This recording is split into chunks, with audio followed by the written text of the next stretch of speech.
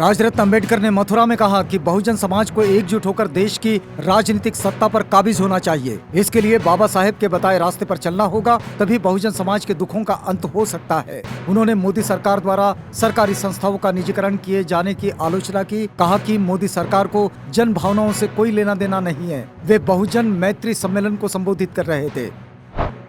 किसान आंदोलन के तहत हुई रैली पर राहुल गांधी ने ट्वीट किया। उन्होंने कहा, डटा है, निडर है, इधर है भारत भाग्य विधाता। उनके इस ट्वीट के बाद बीजेपी के संबित पात्रा ने कहा कि राहुल जमीन पर नहीं उतारते, लेकिन ट्विटर पर भ्रम की राजनीति करते हैं। समाजवादी पार्टी के अध्यक्ष अखिलेश यादव ने मुजफ्फरनगर में किसान महापंचायत और भदोही में समाजवादी पार्टी के रैली पर कहा कि जनता में भारतीय जनता पार्टी के खिलाफ अभूतपूर्व एकता है। अब भारतीय जनता पार्टी की सरकार चली जाएगी। उन्होंने कहा कि भारतीय जनता पार्टी के लोग राष्ट्र प्रेम की बात करते हैं, लेकिन राष्ट्रीय संपत्ति बेच रहे हैं। आज स्थिति यह है कि अगर पैसा है तो ट्रेन, पटरी, हवाई जहाज तक बिक रही है।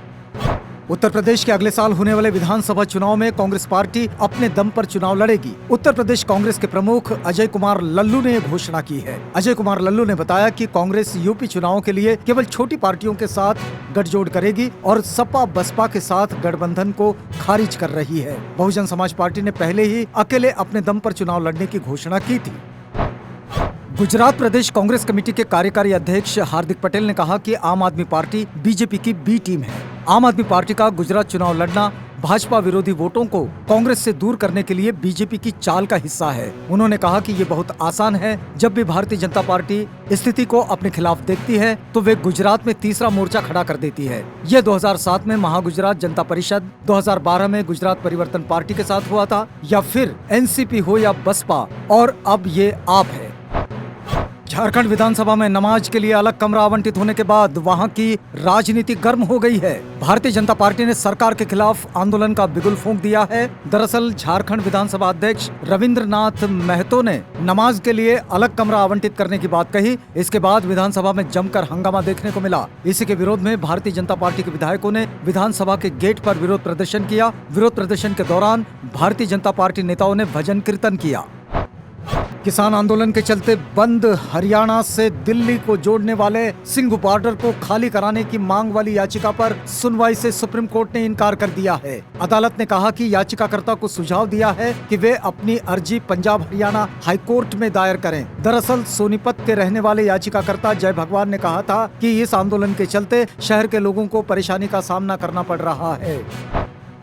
दुनिया को शांति और अहिंसा का संदेश देने वाले भगवान बुद्ध से जुड़े यूपी के प्रमुख पर्यटक स्थल और आकर्षक नजर आएंगे। कुशीनगर, कपिलवस्तु और श्रावस्ती के विकास के लिए करीब 100 करोड़ रुपए की लागत से काम हो रहा है। प्रमुख सचिव एवं पर्यटन महानिदेशक मुकेश मेश्राम ने बताया कि मुख्यमंत्री योगी आदित्यनाथ की मंशा प्रदेश को देशी और विदेशी पर्यटकों के लिहाज से नंबर 1 बनाने की है। बेहतर सुविधाओं से लैस ये पर्यटन स्थल इसमें भी मददगार बनेंगे। पर्यटकों की आवाजाही बढ़ने से स्थानीय स्तर पर रोजगार के अवसर भी बढ़ेंगे।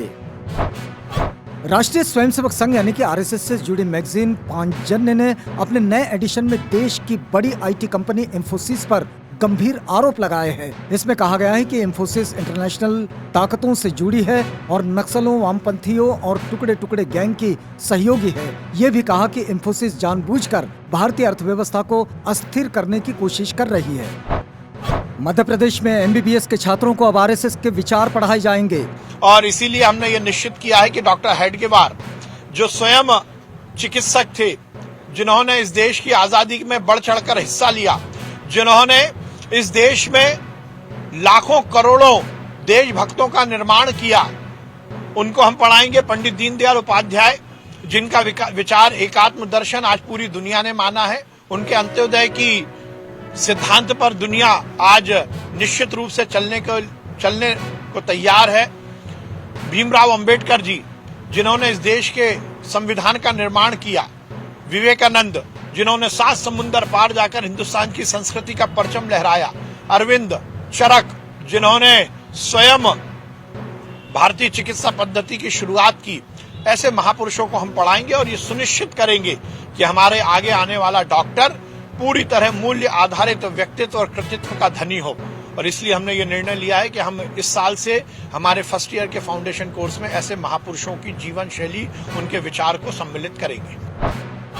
राष्ट्रवादी कांग्रेस पार्टी के नेता और महाराष्ट्र के पूर्व गृह मंत्री अनिल देशमुख के खिलाफ लुकआउट नोटिस जारी हुआ है। 100 करोड़ की वसूली मामले में मनी लॉन्ड्रिंग एंगल की जांच कर रही प्रवर्तन निदेशालय ने ये नोटिस जारी किया है। 5 बार बुलाने के बाद भी देशमुख ईडी के सामने पेश नहीं हुए। इस लुकआउट नोटिस के बाद अब अनिल देशमुख देश छोड़कर नहीं जा सकते हैं। एजेंसी की इस कार्रवाई के बाद अब देशमुख की गिरफ्तारी का खतरा बढ़ गया है।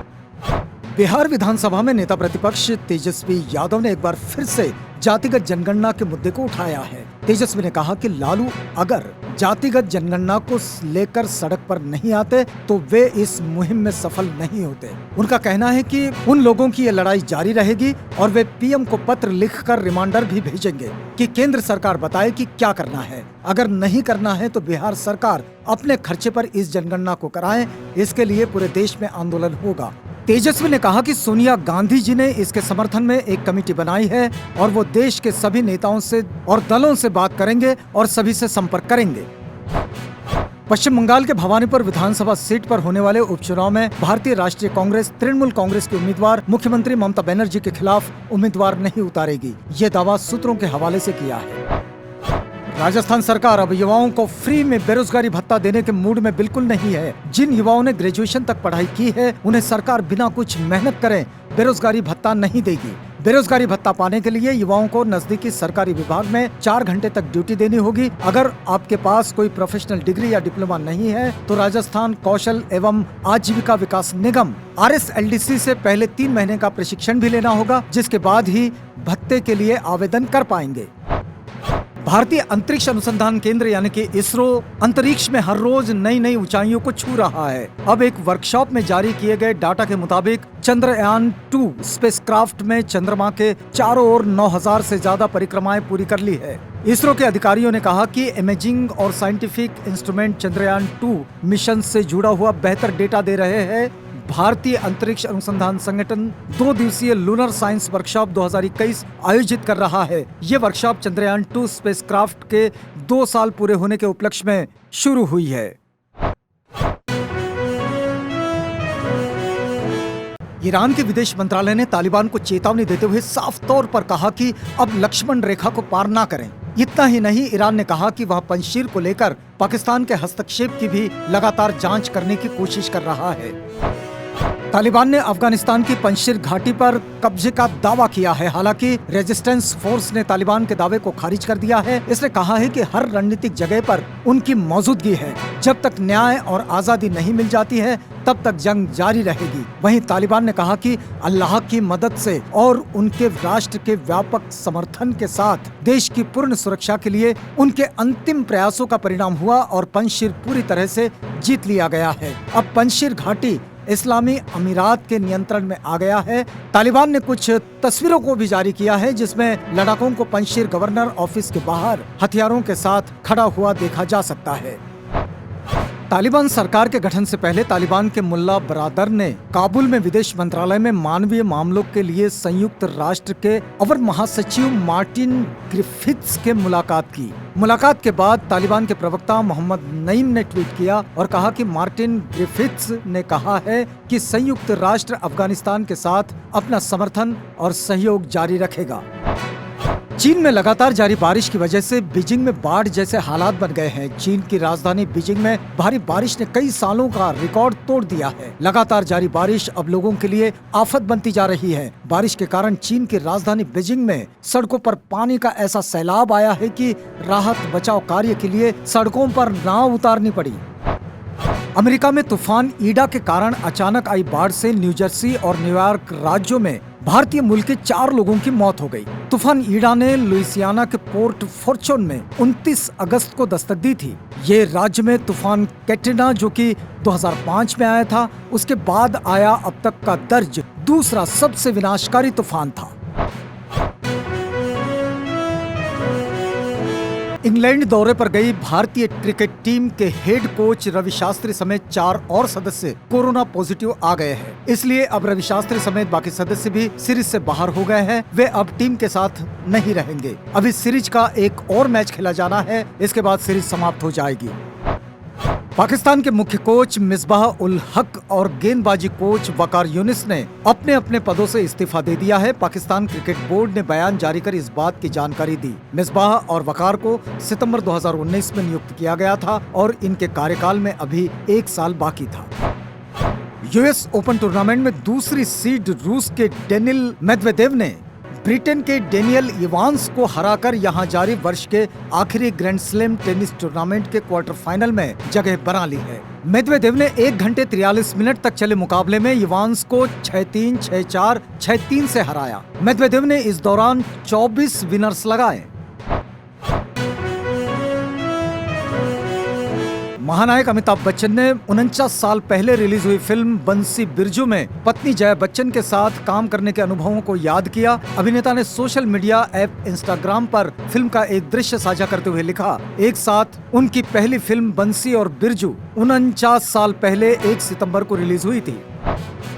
दिवाली के मौके पर कई बॉलीवुड फिल्में सिनेमाघरों में रिलीज होने वाली हैं। दिवाली को धमाकेदार बनाने के लिए मेकर्स ने कमर कस ली है। अब इस लिस्ट में हॉलीवुड फिल्म ने भी एंट्री कर ली है। मार्वल स्टूडियोज ने अपनी नई सुपर हीरोज फिल्म की अनाउंसमेंट कर दी है। इस फिल्म का नाम एटर्नल्स है। मार्वल सिनेमैटिक यूनिवर्स की बहुचर्चित action adventure film Eternals Bharat में 5 नवंबर को रिलीज होने के लिए तैयार है। एटर्नल अंग्रेजी, हिंदी, तमिल, तेलुगु, कन्नड़ और मलयालम में रिलीज होगी।